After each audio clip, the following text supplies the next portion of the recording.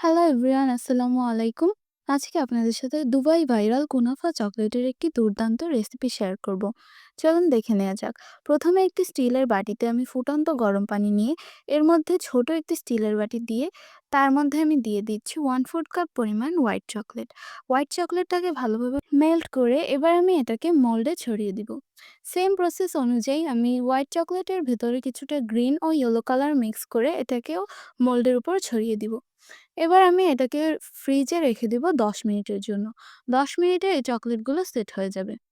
এবার same process অনুযায়ী আমি এখানে 1/3 কাপ পরিমাণ নিয়েছি ডার্ক চকোলেট। এটাকেও আমি ডাবল বয়লার প্রসেস অনুযায়ী মেল্ট করে নিব। এবার একটি ব্লেন্ডার জারে নিয়েছি পেস্তা বাদাম আর দিয়ে দিচ্ছি আমার যে হোয়াইট চকোলেটটা মেল্ট করা ছিল ফ্রুট কালার মেশানো সেটা, আর দিয়ে দিচ্ছি কিছুটা পরিমাণে কনডেন্স মিল্ক।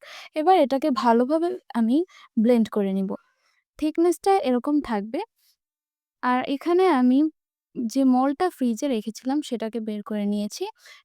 সেটার উপরে এবার আমি যে মেল্ট করে রেখেছিলাম ডার্ক চকোলেট সেগুলোকে দিয়ে আবারও কিছুক্ষণের জন্য আমি ফ্রিজে রেখে দিব।